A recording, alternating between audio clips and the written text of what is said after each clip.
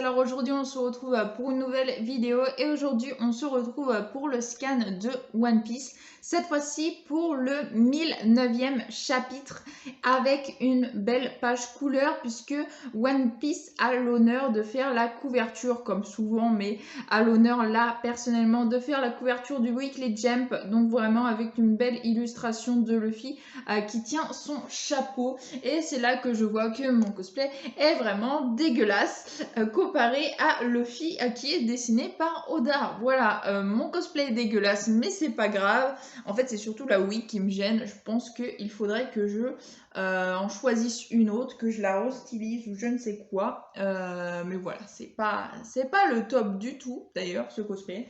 Pour une fois, tiens, je vais pas mettre mon chapeau.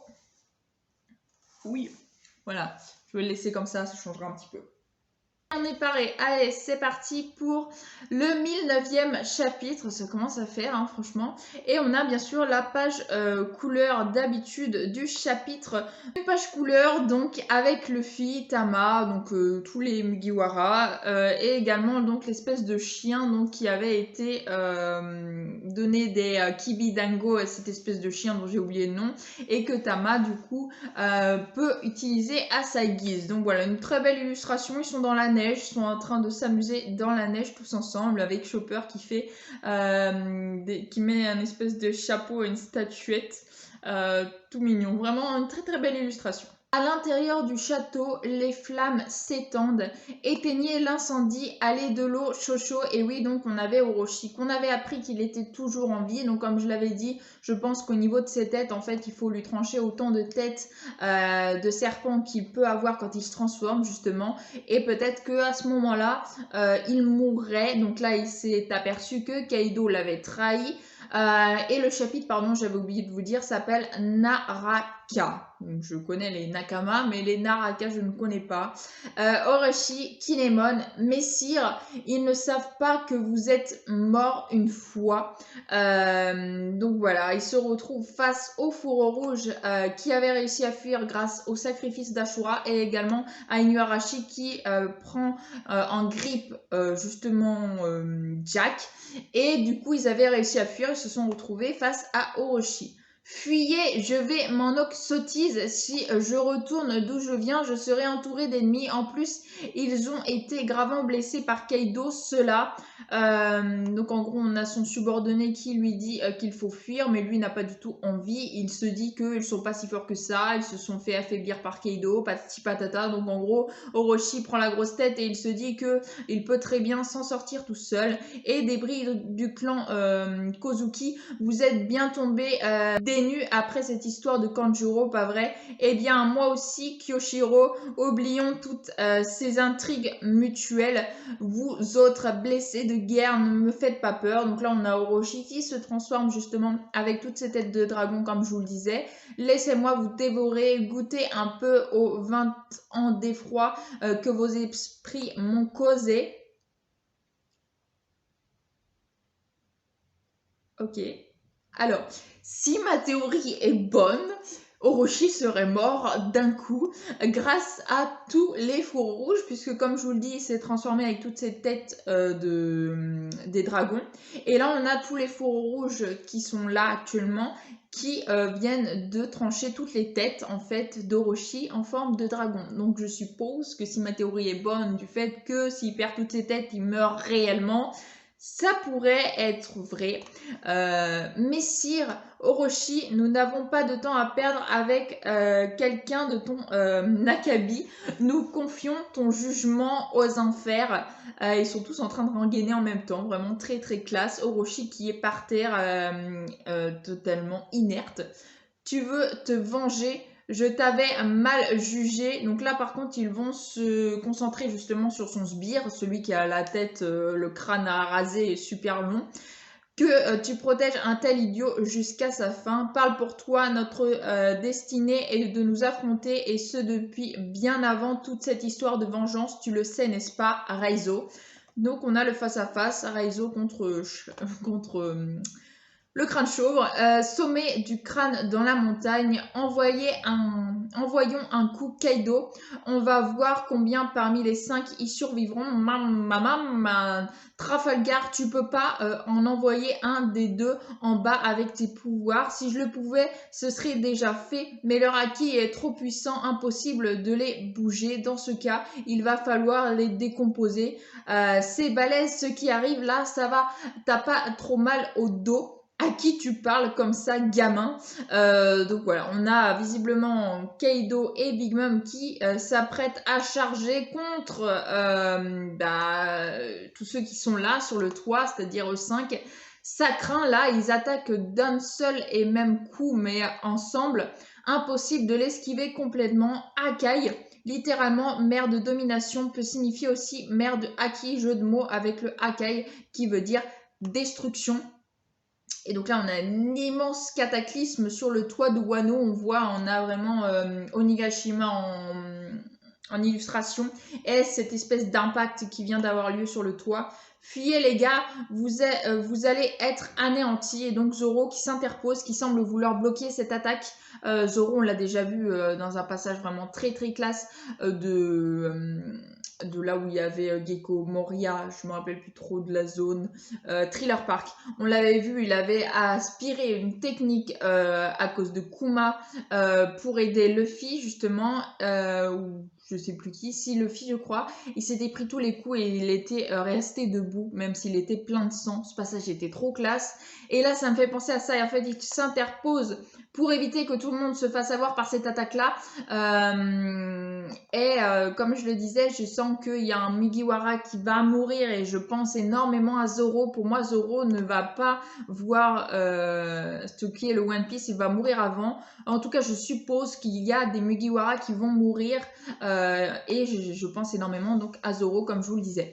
Il y a un énorme impact donc qui fait même bouger la roche et la roche tombe puisqu'ils sont en suspension, elle tombe dans la mer, je suppose. Leurs voix n'ont pas disparu, ils ont réussi à s'échapper, pas mal du tout. Zoroya, t'es en vie, ça n'a duré qu'un instant, mais t'as bien encaissé, merci. Et chapeau de paille, je crois.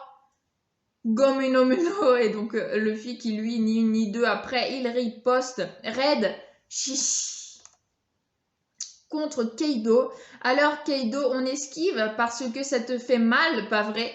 Et Luffy qui prend ça à la rigolade, mais tout en restant sérieux, qui se protège du coup de massue qu'il vient de recevoir, qui l'empale contre un mur, bien sûr, de Kaido qui est là. Aïe aïe aïe, donc Luffy qui a mal, hein, clairement. La coup de massue, ça l'avait même, la première fois qu'il s'était affronté au tout début de Wano, ça l'avait même fait s'évanouir et il s'était retrouvé en prison quand il avait repris connaissance. Mais bon, il s'était entraîné entre les deux. Donc on a bien sûr Kaido qui n'arrête pas et qui l'a fait un souffle, donc un peu comme quand il est en mode dragon, sauf que là il est mode dragon humain, comme je vous le disais. Qui monte en l'air, qui semble faire justement tournoyer sa massue.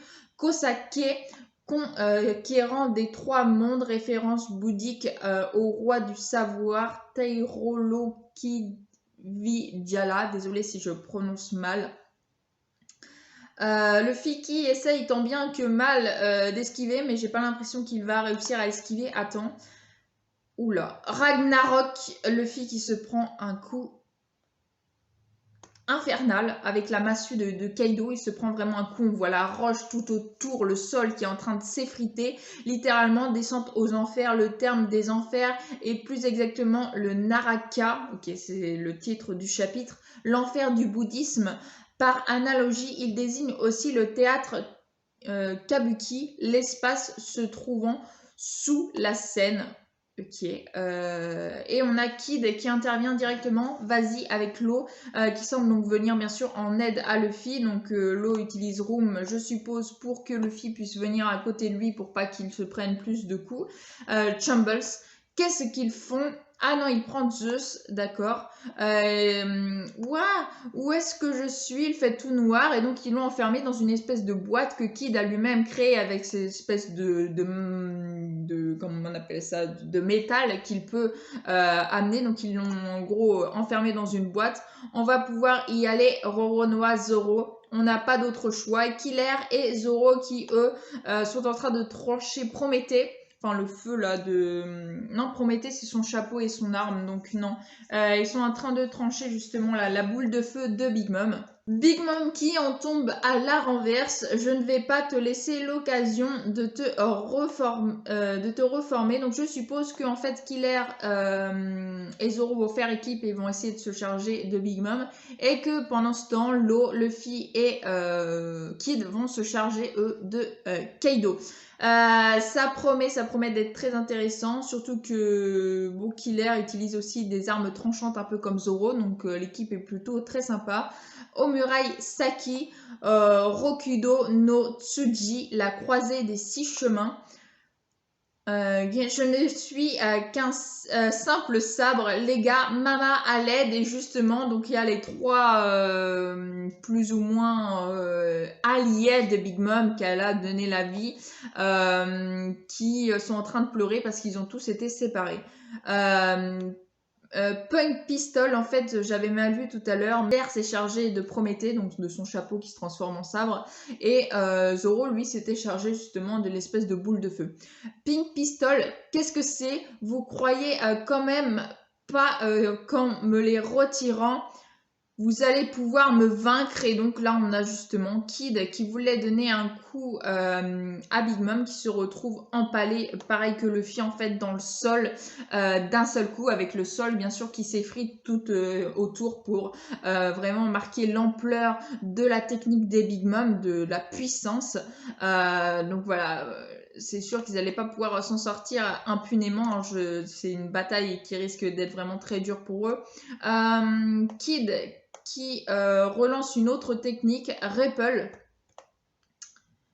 et qui fait que Big Mom en fait s'est propulsé en l'air et il y a des pierres qui arrêtent tacle, qui la propulse contre elle, une pierre qui vient la propulser. Vous êtes idiot, maintenant vous voulez m'écraser avec un rocher. Mince, donc là, il semble tomber carrément de Nigashima qui est toujours en suspension. Hein. En dessous, c'est la mer, viens m'aider, Zeus, Mama, personne ne viendra te sauver. Et une de moins, une femme à la mer, ça j'y crois pas du tout. J'y crois pas du tout. Ils vont pas pouvoir s'en débarrasser comme ça. Clairement, leur stratégie était juste géniale, vraiment topissime. Jamais j'aurais pensé à ça. Tout ce que Oda pense, moi, j'en penserais même pas la moitié. Mais clairement, je ne pense pas que Big Mom va mourir comme ça. Quelqu'un va venir la sauver. Genre, je vois bien King qui vole, qui vient la sauver. Et après, il se retrouve à 3 là-haut, bien que King soit largement en dessous de Big Mom et de Kaido. Mais je ne pense pas que Big Mom va tomber à la mer et qu'on n'entendra plus parler. C'est pas possible, clairement. Mais c'était une super stratégie qu'ils ont réussi à faire chavirer Big Mom sans qu'elle s'y attende en prenant justement ses 3 compagnons pour pas qu'elle puisse voler dans les airs, pour pas qu'elle puisse les utiliser, bien qu'elle ait une force elle-même très puissante. Voilà, et le chapitre se termine comme ça, bien sûr, mais je n'y crois pas. Je ne crois pas au fait que Big Mom va mourir comme ça. Voilà, c'est clairement pas possible, ou alors elle va se retrouver pas dans la mer, mais sur la terre ferme à quelques centimètres, ou quelqu'un va la sauver, mais non, elle va pas tomber comme ça. Ou alors Kaido va se transformer en dragon, va la sauver en volant, et puis la ramener sur le toit.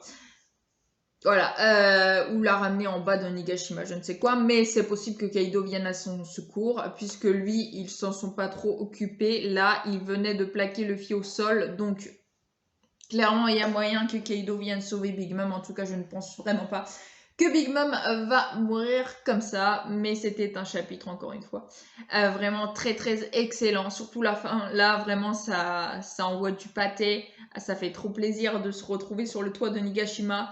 C'est vraiment un pur régal. Les scans de One Piece, c'est quelque chose. Vraiment, c'est juste génial.